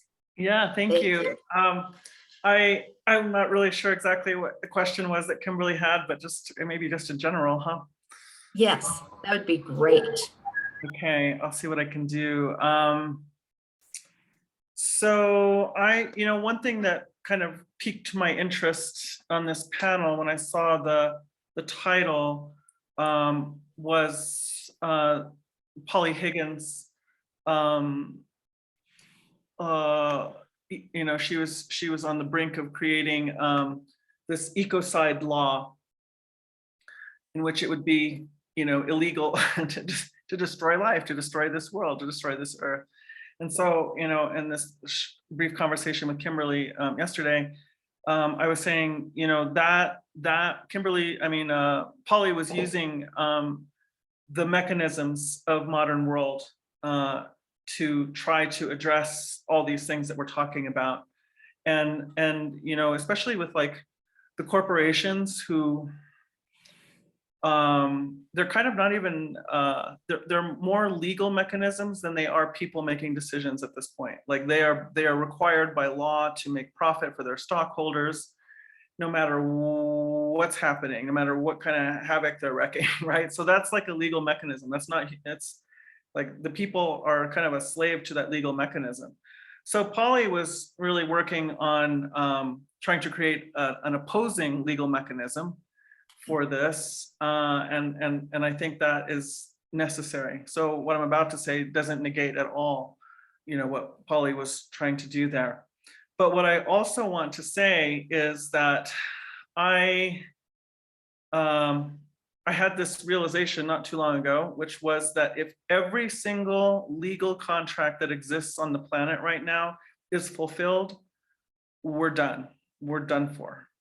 Because this earth has been promised, who knows how many times, 3, 4, 10, 20 times over on paper. And so what does that mean?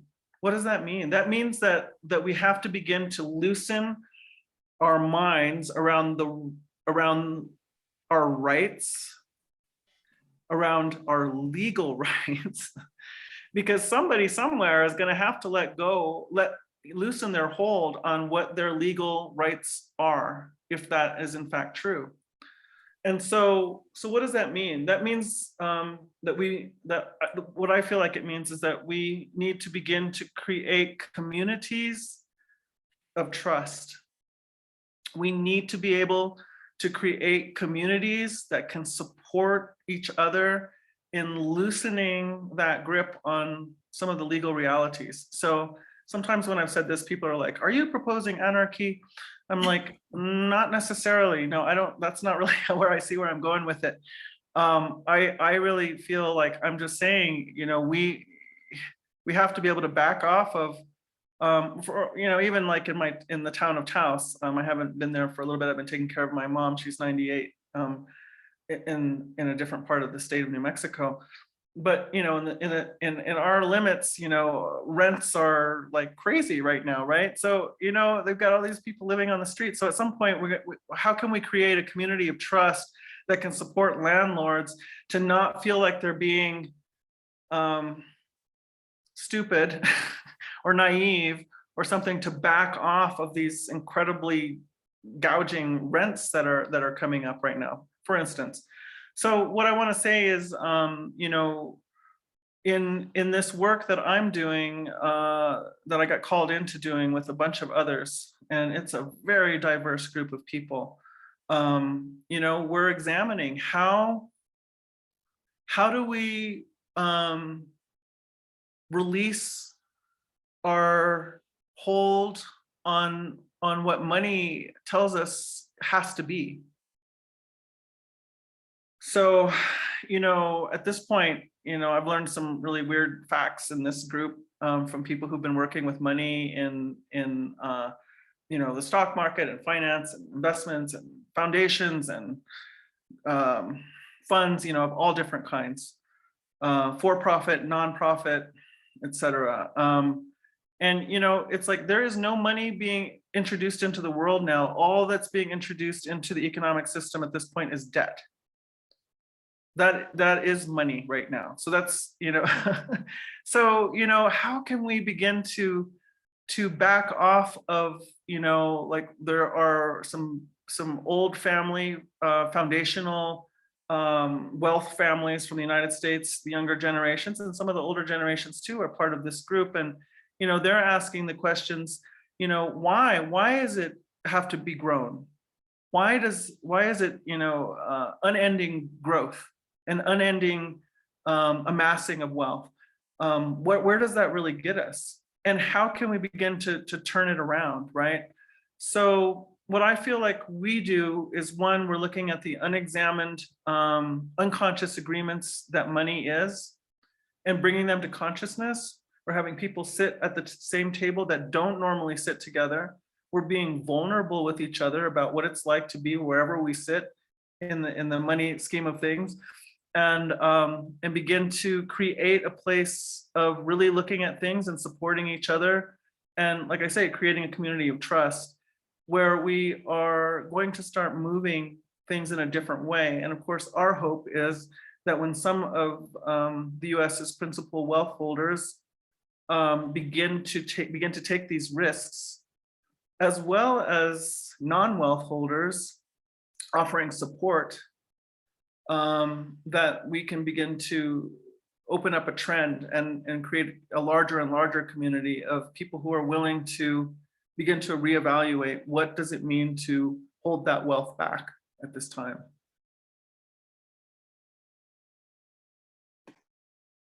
Beautiful. Thank you so much. And there are some comments as well as a question that we could pick up. Mari would love to be in the group, Pat, if it is open, she says.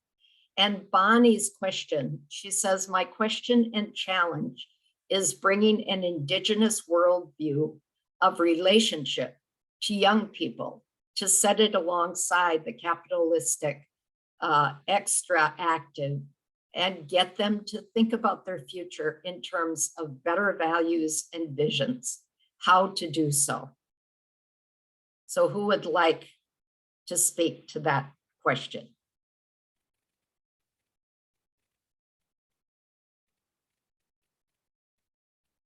Is the question clear? I probably didn't state it very well.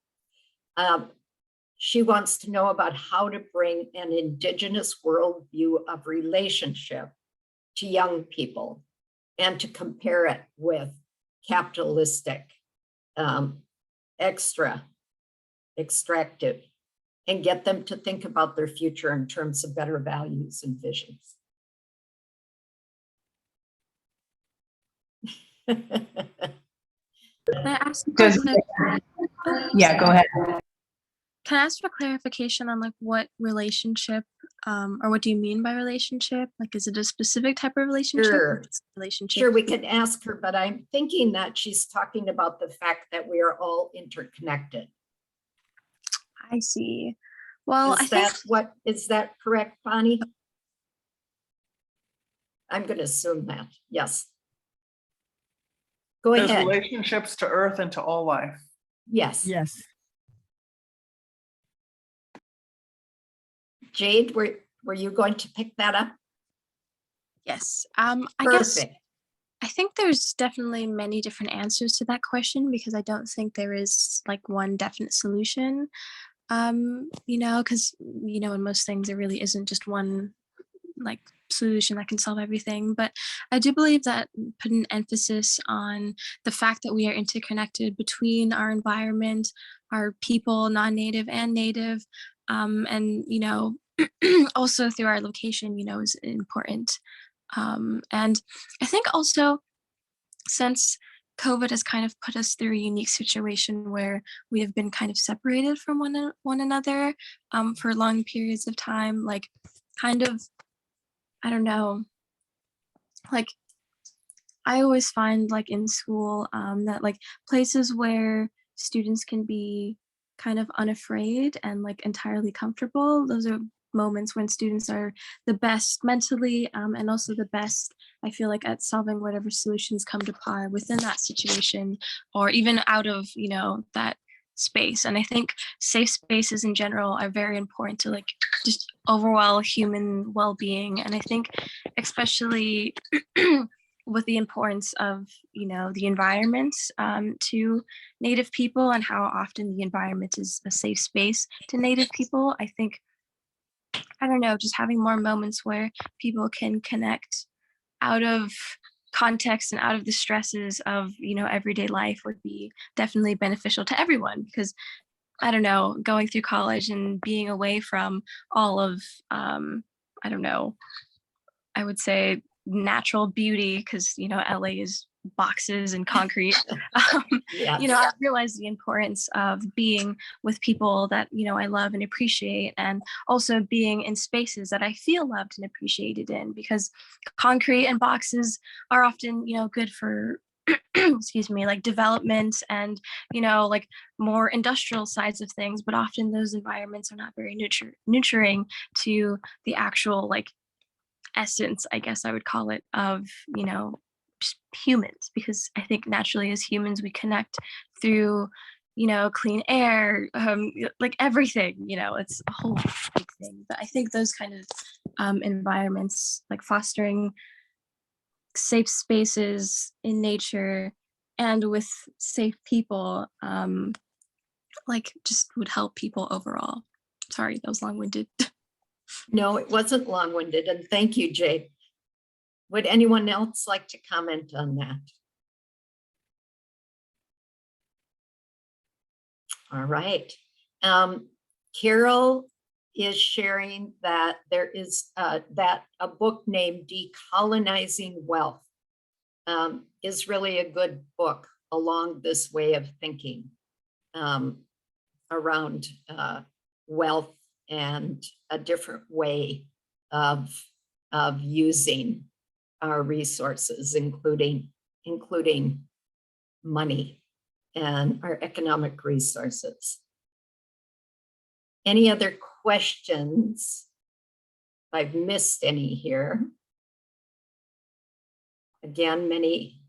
Oh, Mari said earlier that Nikola Tesla's work needs copper, and that has been hoarded by the powers that be so that we can't access it.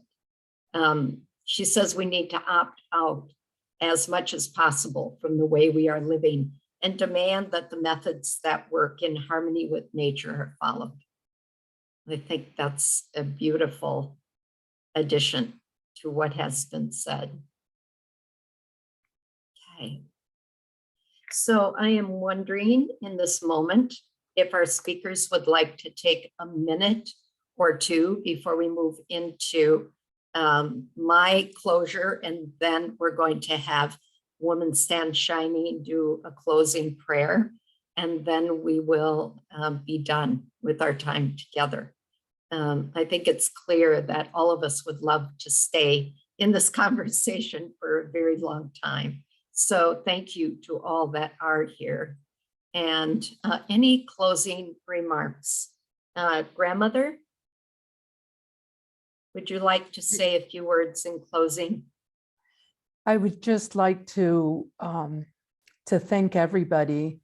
The panel, I just want to say thank you to Kimberly. I want to say that it's a great honor to meet you, Pat. I love your daughter. We have met in many different occasions, and I am so proud of you. Our youth, first year of college. I'm a great grandmother, and I am just so proud of you, everything that you are doing. And I'm just so touched with everything that we spoke about. And it has been a great honor for me to be here with you on this beautiful, beautiful sacred day. Thank you. We are so blessed that you are here, grandmother. Jade, Zelo Jade, would you like to say anything in closing? I would just like to honor our audience members who are still here, to thank you for making it to the end and for hearing all of these beautiful women speak in their wisdom. And I'm also very thankful to be here sharing space with them as well. And I have much to learn. So I appreciate this entire experience. Thank you. And Jade, we learned from you as well. It's cross-learning. Woman Stand Shining, Pat, any closing remarks at this point? Anything that needs to be said? Yes, I just want to thank all the panelists and Kimberly and you, our host, Tez.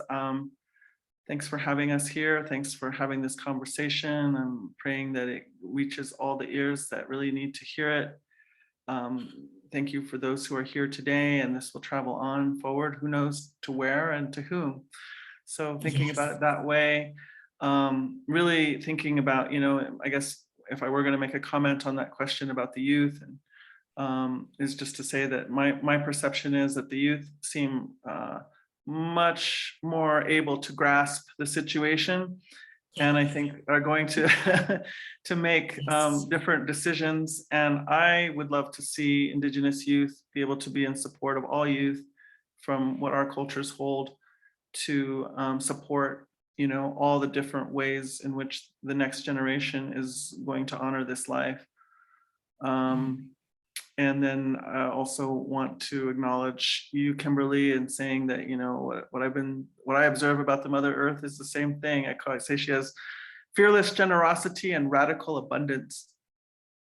And so, you know, one thing that we work with in reimagining money and protecting the sacred is to say that, you know, money is a concept that human beings made, and we can make it whatever we want to make it. Right now, we're making it this. Yeah. So we have to keep that in mind as well. But the actual reality of our lives, our children's lives, our well-being actually is, of course, this Mother Earth. And somehow we have to work on bridging those two understandings. Beautiful. Thank you so much.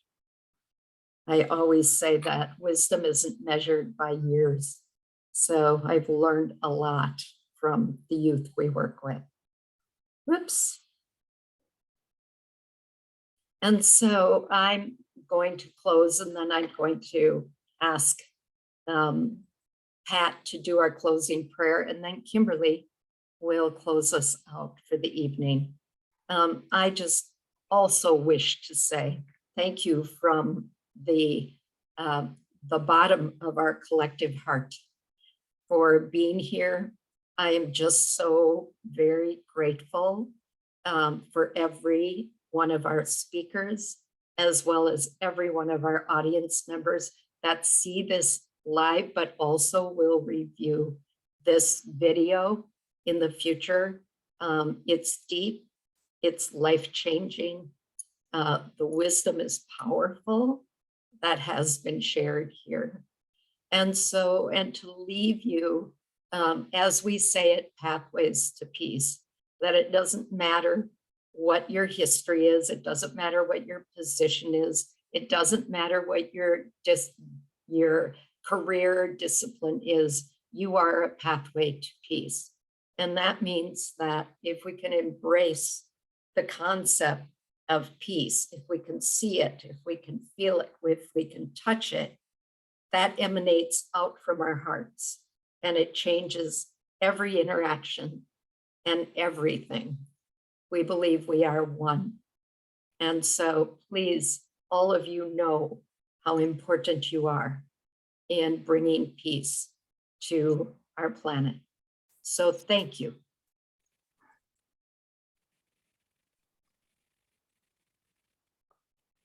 And at this point, I am going to give the floor to Woman Stands Shining. Pat, thank you. Thank you very much, Taz. So this is not my usual way of doing a closing prayer, but I shared this prayer with Kimberly, and she really felt like it was appropriate. So this is a prayer that came to me when we were creating an experimental kind of fund that was really around exploring what our beliefs and consciousness was about giving, receiving, who we give to, what kinds of ceremonies can be made in those kinds of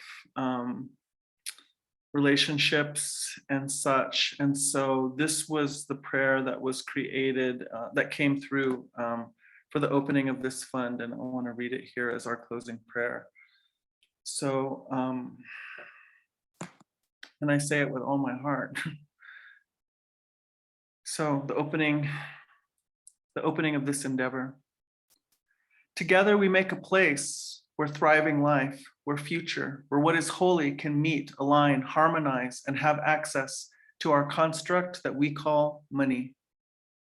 Where all that has been extracted from the Mother Earth, from the bodies of men, women, and children, from the body of the oceans, from the sky, from the bodies of the flying ones, the swimming ones, the creepy crawly ones, the four-legged ones, from the plants, from the standing nation, the trees, from the stones, from the soil, from the internal organs of the Mother Earth, coal, gold, oil, from the five-fingered one's goodness, from our love, from our psyches, and from our souls, from each place from which it has been extracted and gathered, from all the places where the flow of what is needed for cycling, spiraling life has been confined, directed, channeled, into ways that do not serve thriving life, or love, or light, that do not serve future.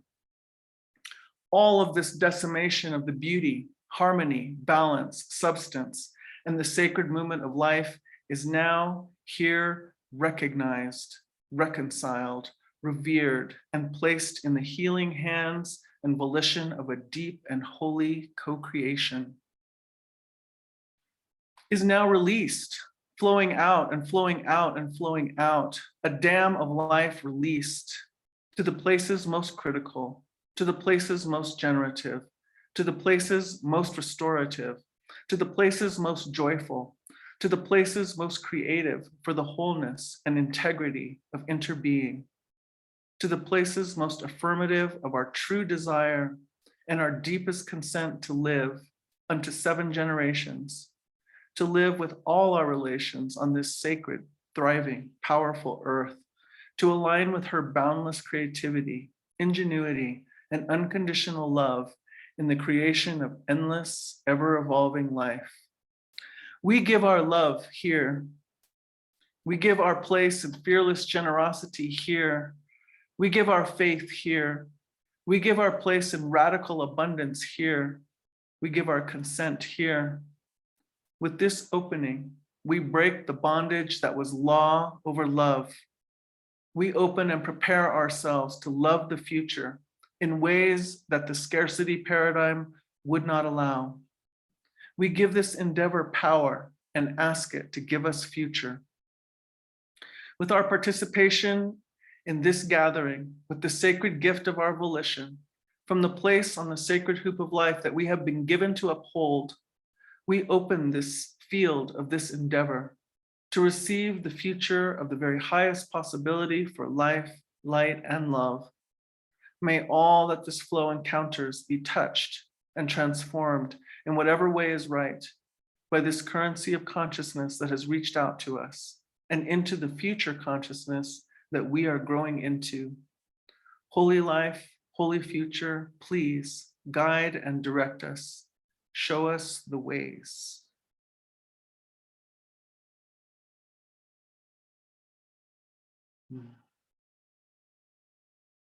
For all my relations.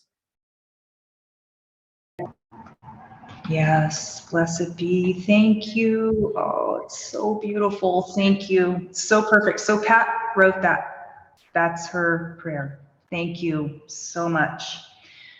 Thank you so much to everybody who was here. Thank you for this deep, beautiful wisdom, and may love and peace prevail in this world now and forever, throughout all time, space, dimension, and reality.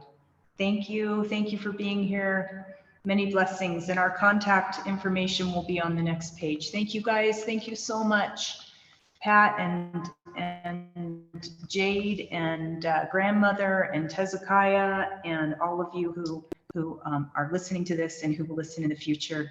Much love. Thank you.